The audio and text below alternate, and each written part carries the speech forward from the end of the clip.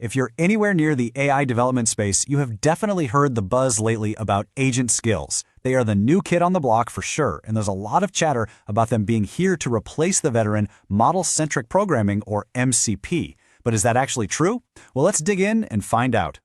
So what's the real deal here? Is MCP actually on its way out? Is this a case of new tech making old tech obsolete? That's the big question we're tackling today. We're going to break down what each of these technologies really does, see where they overlap, and figure out which one you should be using for your projects. All right, to really get to the bottom of this debate, we have to start with the incumbent, the reigning champ, MCP. For anyone who needs a quick refresher, let's break down exactly what it is and what problem it was built to solve. At its heart, MCP is a piece of server infrastructure. The best way to think of it is as a standardized gateway, kind of like a universal adapter that sits between an AI agent and all the private tools and data it needs to actually get its job done. And this is absolutely crucial because it solves two fundamental problems with large language models. First, an LLM only knows what it's read on the public internet, right? It has zero access to your company's private data. And second, an LLM can't actually do anything in the real world. It can write text, but it can't say, send an email or update a customer record in a database. So MCP is what steps in to bridge that gap. Here's how it all plays out. A user gives a prompt to an agent. The agent then shoots that over to an LLM to come up with a plan. And this is where MCP enters the picture. The agent connects to the MCP server, and that server is what executes the plan using all its connected tools and resources. It's basically the agent's hands and eyes inside your private world. And hey, don't think for a second that MCP is just sitting around collecting dust. It's been getting some really important upgrades. The Tools API is now the go-to, giving it a lot more flexibility. It's also added support for streamable HTTP, which makes cloud deployment a total breeze. And with OAuth 2.1 support, security has gotten a major boost, which is awesome, especially for agents running on your local machine. Okay, so we've got a pretty good handle on MCP. Now let's turn our attention to the challengers stepping into the ring. Skills. What are they, and why on earth are they getting so much attention right now? A skill is actually surprisingly simple. It's just a set of files sitting on your local machine. Usually it includes a markdown file that has a bunch of specialized instructions, and this whole package just helps an agent get really good at a specific task, whether that's helping you with a coding project, analyzing a data set, or even drafting a marketing plan. Yep, that's really it. When you boil it all down, a skill is fundamentally just a folder on your computer that your agent knows how to read and use. It's a very straightforward, local-first approach to giving your agent new superpowers. Now, this is where we see the first major, and I mean major difference between them. It all comes down to the kind of data they're built to handle. Skills are perfect for static reference data, things that don't change much, like documentation, code libraries, or maybe some 3D models. MCP, on the other hand, is built for real-time, live data. Think of a constant stream of new customer support tickets, or data pouring in from a messaging system like Kafka.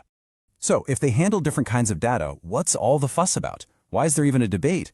Well, the answer lies in this one specific area where they seem to overlap, where it looks like they're both trying to do the exact same job.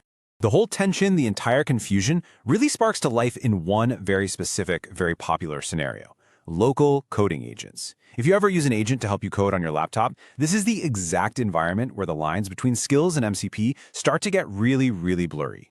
So here's how it happens. A skill can include a little script, maybe written in Python or Bash. That script can then call a command line interface, or a CLI, that's already authenticated to a cloud service. And just like that, your local skill is now performing an action in the cloud, like opening a new GitHub issue. And all of a sudden, it's starting to look a lot like what MCP does. Okay, so we've looked at the arguments, we've seen the technology, and we've pinpointed the exact moment they seem to clash. It is time for the final verdict. How should we really be thinking about the relationship between these two powerful technologies? The bottom line is this. It's not about one replacing the other. It's about using the right tool for the job. It's actually pretty simple. If you're building a local coding agent that lives on your laptop, skills are absolutely the way to go. But if you're building a headless agentic microservice that runs autonomously in the cloud, then MCP is the clear and obvious choice. And this difference really comes down to their core design philosophy, what they were built for from the ground up. Skills are local first. They're designed to act directly on your file system, which makes them incredibly fast for developing and iterating on your own machine. MCH, on the other hand, is network first. It was built from day one to securely act on cloud resources and serve as a standardized, scalable interface for production systems. So it all comes back to that classic engineering principle, right? Use the right tool for the right job. They solve different problems in different environments. One isn't better than the other, they're just different. The key is just understanding your specific use case. So where does that leave all of us, the developers working with these amazing AI agents? What does the future actually hold for skills in MCP? The ultimate takeaway here is crystal clear. This is not an either-or situation. To be a truly effective AI developer in this new world, you need to know and use both. They are complementary tools in your arsenal, not competitors fighting for the same spot. And you absolutely have to stay on your toes. I mean, just listen to this quote from the source material for this explainer. It says, "This is without a doubt the most rapidly evolving landscape I have seen in more than 30 years of software engineering." Wow, that really puts the incredible pace of change we're all feeling into perspective. So as this landscape keeps evolving at lightning speed, you now have two powerful, complementary tools at your disposal. The possibilities are genuinely endless. The only real question left is, what are you going to build with them?